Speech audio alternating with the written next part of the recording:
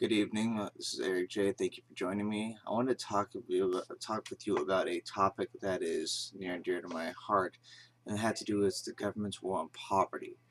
Um, that began way back during the time of Lyndon B. Johnson, and it has been perpetuating in various forms, in various government programs, WIC, food stamps, various forms of welfare, and various levels of government, federal, state, what have you. Part of that was actually brought to my attention through reading this book, Bringing in the Sheaves by George Grants.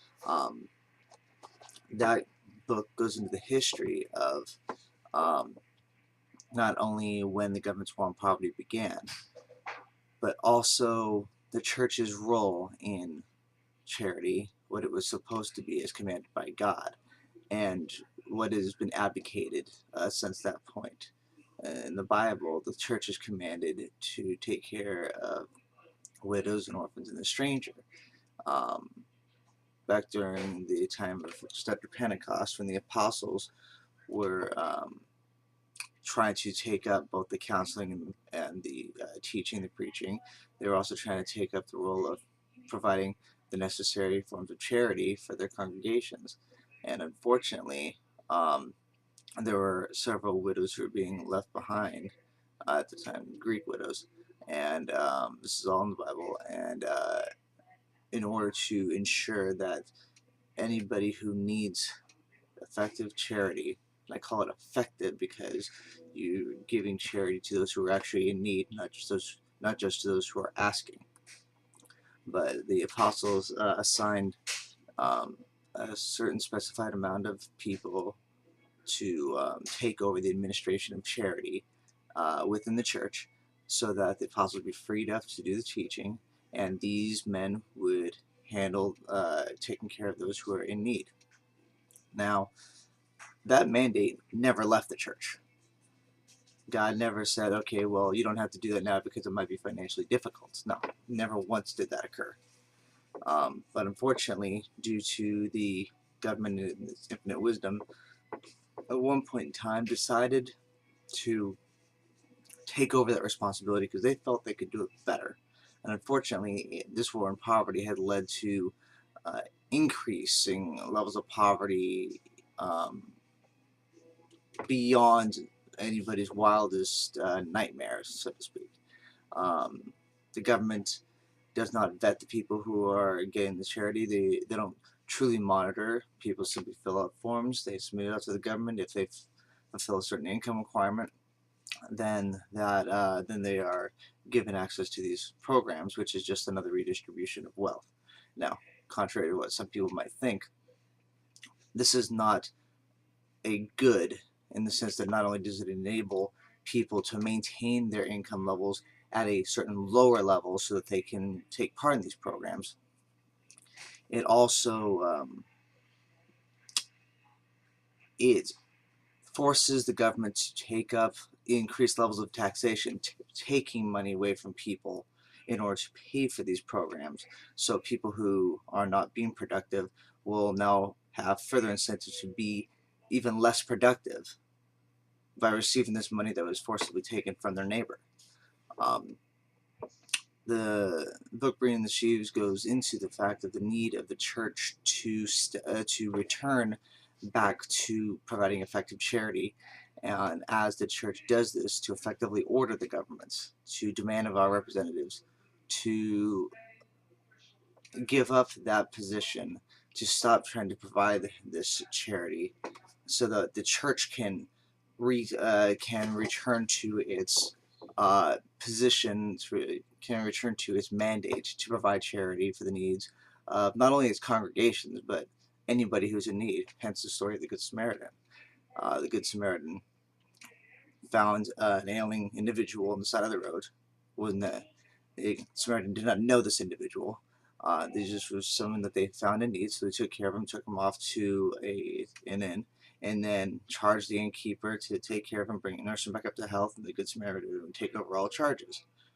Again, not part of not part of the Samaritan's congregation, not part of the Samaritan's church. He didn't even know the guy, but he saw a need, so he took care of it. So that is the mandate of the church.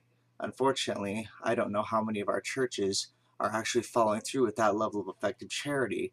I've even heard stories of some churches who have all of their members on some measure of welfare, so whenever someone asks for help from the church, they say, well, go ahead and sign up for these government programs, that's what they're there for, which is the exact opposite of what they should be doing. It is actually, in effect, bringing God's curse down upon them because they're not following through with what God mandated of the church. That is between the church and God. But I simply implore every church to look within themselves to help out its members who are in need. Now, that being said, there's some churches who say, well, we don't have the money in our coffers to cover all that. Fine. You also ask, you put out the request to your members, see how much they can increase their giving to take care of their members in need, whether it be someone who just lost a job, federal workers, for example, and they need to have their mortgage paid for a month. They need to have somebody watch their children, food, whatnot. Just the congregation stepping up.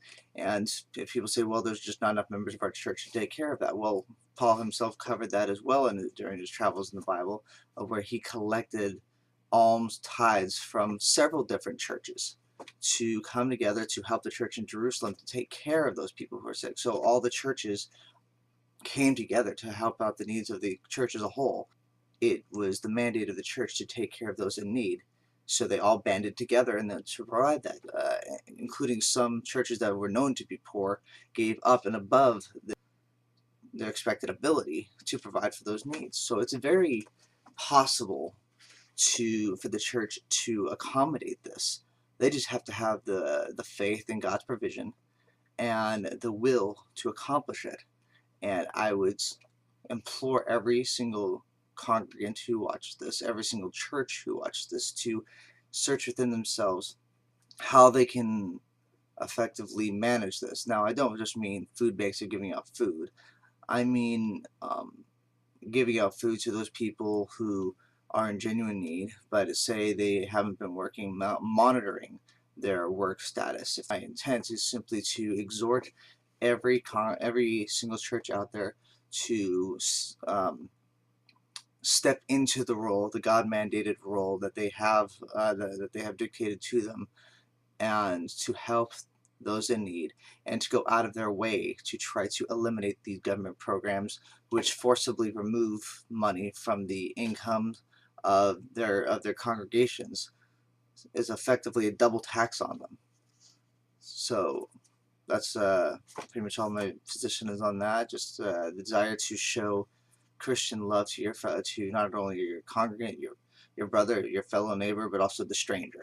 Like I said, the role of the church is to take care of the widow, the orphan, and the stranger.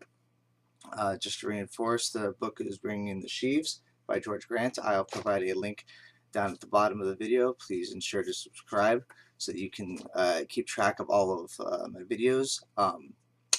The link I'm going to be putting to, apparently this book is going to be out of print soon. So hopefully if there's enough requests, it can go back into print, since the demand will obviously be there. Thank you very much. God bless, and thank you for being with me. Again, go ahead and click the link to subscribe so you can follow along as I post additional videos. Thank you very much, and God bless. Good evening.